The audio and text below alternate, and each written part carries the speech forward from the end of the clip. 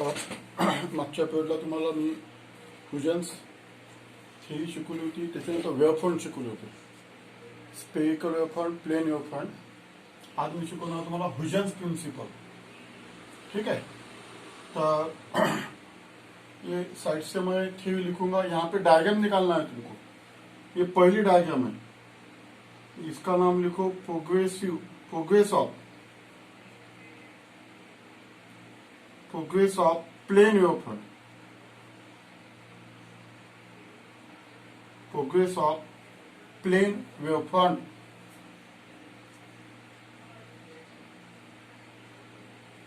Progress of plane wavefront. देखो अभी Huygens principal क्या है. ठीक है. ह्युजेन्स प्रिंसिपल देखो, पहले साथ में ये डायग्राम निकालना है तुमको. स्केल, पेंसिल, रबर रखना है साथ में, और ये डायग्राम में जो निकाल के देगा वो निकालना है तुमको.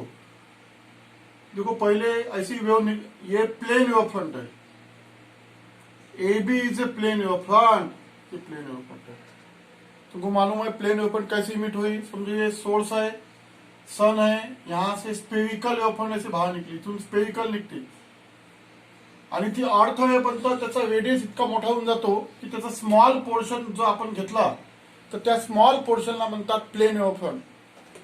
हे मागच्या पडला शिकवलेलं आहे. देखो अभी ये फिगर फर्स्ट, आज मैं फिगर फर्स्ट पढ़ाने वाला हूँ. और ह्युजेन्स प्रिंसिपल ना, ह्युजेन्स प्रिंसिपल का पहला पॉइंट, ये जो वेवफ्रंट है जो source of light say emit हुई है, ही जी प्लेन वेवफ्रंट आहे जी सोर्स ऑफ लाईट पासून इमिट झालेली आहे आणि तो source of light large distance आहे, ही प्लेन वेवफ्रंट आहे. आता ह्युजेनचा पॉइंट असा आहे की every point, each point on wavefront acts age a secondary source of light. यानी इसके ऊपर का हर एक पॉइंट यानी सेकंडरी सोर्स ऑफ लाइट है. Each point of wavefront acts as a secondary source of light. Each point and emitting secondary waves. याच्याचा प्रत्येक point म्हणजे secondary source आहे आणि तिथून सेकंडरी वेव्ह अशा बाहेर पडतील. लाईट वेव्ह अशा secondary light wave which called as secondary wavelets. त्याला सेकंडरी वेवलेट सुद्धा म्हणतात. पहा, ये ह्युजेन का पहला पॉइंट है. यानी देखो इसके ऊपर का जो पॉइंट है याचा प्रत्येक पॉइंट म्हणजे सेकंडरी सोर्स ऑफ लाईट आणि तिथून अशा सेकंडरी वेव्ह अशा बाहेर पडतील. Secondary wave. तर आता काय करायचं आपण, तीन, आता याच्यामध्ये तर असंख्य जेवढे पॉइंट्स पासून ही लाईन तयार झालेली आहे, असंख्य पॉइंट्स म्हणजे सेकंडरी सोर्स. लेकिन अपन तीन ही पॉइंट लेंगे सेकंडरी सोर्स. समझो मैंने पी पॉइंट ले लिया, इसको मैं सेकंडरी सोर्स बोलता. तो यहां से ऐसे सेकंडरी वेव्ह ऐसे बाहर निकलेंगे और इससे एक वेवफ्रंट बन गई. असा एक स्पेअर काढायचा, याला आपण सेकंडरी वेवलेट्स म्हणणार आहोत. Secondary wavelets. या सोर्स पासून ही स्पेअर सेकंडरी वेवफ्रंट तयार झालेली आहे. पुन्हा एक स्पेअर काढायचा. हा एक क्यू घेऊ आपण. क्यू म्हणजे सेकंडरी सोर्स. पुन्हा एक स्पेअर काढायचा आणि आर म्हणजे आपण काय करणार, consider P Q R 3 secondary sources. 3 secondary source आपण कन्सिडर केलेले आहेत. ऍक्च्युअल तर each point on wavefront acts as a secondary source of light. Primary source म्हणजे कोणता, ओरिजिनल सोर्स जो लार्ज डिस्टन्स आहे, त्यांनी ही वेवफ्रंट इमिट केलेली आहे. सेकंडरी सोर्स जो असतो तो रिफ्लेक्शन मुळे तयार होतो. हे सेकंडरी सोर्सेस आपण कन्सिडर करणार पी क्यू आर. आणि इथून अशी सेकंडरी वेव्ह अशा बाहेर पडतात, याला सेकंडरी वेवलेट्स म्हणतात. आता फिगर मध्ये एक लक्षात आलं की बा सर तुम्ही इकडून मागच्या बाजूने का नाही दाखवली. This secondary source is always effective in forward direction. कारण लाईट हा नेहमी फॉरवर्ड डायरेक्शन जातो, बॅकवर्ड डायरेक्शन जात नाही. समजलं ना. This secondary waves are effective in forward direction. Second point, these secondary waves are effective in forward direction.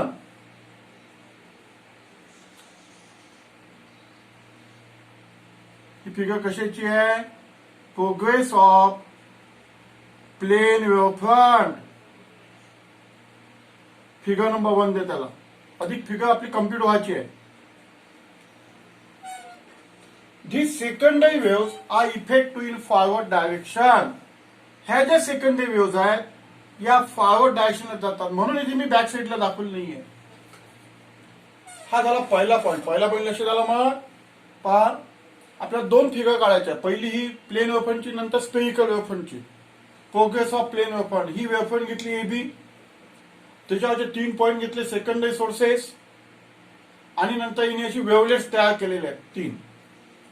Actually, each point of waveform acts as a secondary source of light, emitting a secondary light waves called as a secondary wavelets. These secondary waves are effective in forward direction. ठीक आहे. हे 2 point झाले. आता काय करायचं. तिसरा point. याला काय करायचं. याला बी डॅश ए डॅश. मग आता याला काय काढलं आपण, तर आपण एक टँजेन्शियल सरफेस काढला. याला एनव्हलप सुद्धा म्हणतात. The envelope, it is known as envelope. याला envelope of these secondary waves. ह्या ज्या सेकंडरी वेव्स आहेत त्याचं ते एनव्हलप म्हणतात. ही जी टँजेन्शियल लाईन आहे विच टचेस ऑल स्पेअर, त्याला एनव्हलप म्हणतात. समजलं ना. ट्रॅव्हलिंग इन फॉरवर्ड डायरेक्शन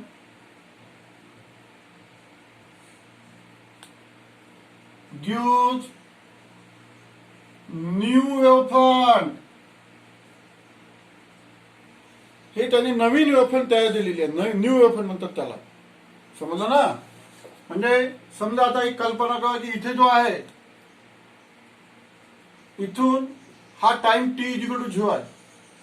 इथून तर इथपर्यंत टाइम लागला T is equal to capital T. ही जी सेकंडरी वेव्स आहेत इथून इथपर्यंत यायला कॅपिटल टी टाइम लागलेला आहे. तर तुम्हाला फॉर्म्युला माहित आहे. Speed is equal to distance upon time. हे वरच्या मार्जिन मध्ये लिहा. स्पीड किती आहे व्ही. हा पॉइंट झाला लिहिणं. त्याच्यानंतर speed V distance upon time. तर distance is equal to V T. हे जे डिस्टन्स आहे ते व्ही टी डिस्टन्स आहे. समजलं ना. हे जे डिस्टन्स आहे ना, हे कोणतं डिस्टन्स आहे. V T. सेकंडरी वेव्हने कव्हर केलेलं डिस्टन्स आहे ते व्ही टी. व्ही म्हणजे velocity of light in air. V म्हणजे velocity of light in air. समजलं. तर ही जी आहे ही न्यू वेव्हफ्रंट म्हणतात. याला म्हणतात new wavefront. It is known as a new wavefront. Envelope of these secondary waves traveling in forward direction gives new waveform. आणि ह्या ज्या सेकंडरी वेव्स असतात, समजलं ना, त्या सेकंडरी वेव्स बॅकवर्ड डायरेक्शनला इनइफेक्टिव्ह असतात. त्या बॅकवर्ड डायरेक्शनला काय असतात. दीज सेकंडरी वेव्हलेट म्हणा किंवा तुम्ही सेकंडरी वेव्स म्हटलं तरी चालते. These secondary wavelets are ineffective in backward direction, in effect to in backward direction, नाही पीछे नाही आएंगे. Light is always travel in a forward direction. Light नेहमी फॉरवर्ड डायरेक्शनलाच जातो. समजलं. म्हणून आपण काय करणार, ही लाईन अशी कंटिन्यू करूया याला. फिर ये एरो क्या बताते, this is the direction of propagation of light. Direction of propagation of light बताते हैं. यानी लाइट इधर से इधर जा रहा, light is travel from left to right. तो ये जो एरो है, arrow indicated direction of propagation. देखो wave front is always perpendicular to the direction of propagation. ये वेव फ्रंट है, ऐसे गए यहां तक के, यहां से यहां तक के उसको जाने के लिए कैपिटल टी टाइम लग गया. And this is the direction of propagation of light. And this is the figure of progress of plane wave front. याला तुम्ही construction of plane wave front सुद्धा म्हणू शकता. तुम्हाला ही फिगर 2 मार्काची परीक्षेत विचारू शकतात. Labeling, net label diagram of progress of plane wave front. तो लेबलिंग करना चाहिए. A B is a incident wave front, A dash B dash is a new wave front. बाकी का लेबलिंग क्या है.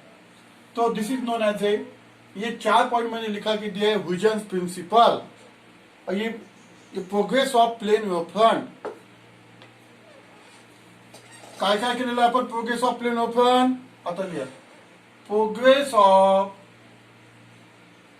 प्लेन वेव फ्रंट और construction of plane wave front. ये 3 mark के लिए क्वेश्चन आ सकता तुम्ही. पहिला नंबर का आपण कन्सिडर, काय केलेलं आपण आता, consider A B is A B B wave front, A B B wave front at time t is equal to 0. At time t is equal to 0. Second numberचा point. According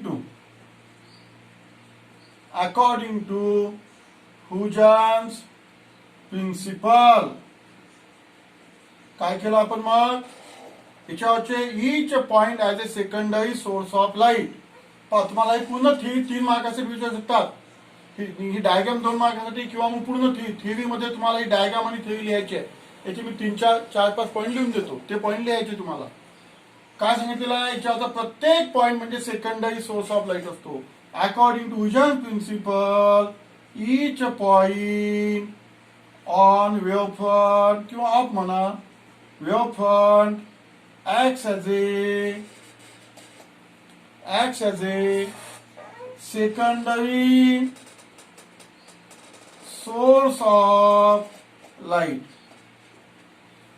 Secondary source of light. According to Huygens principle, each point of wavefront acts as a secondary source of light. ठीक है.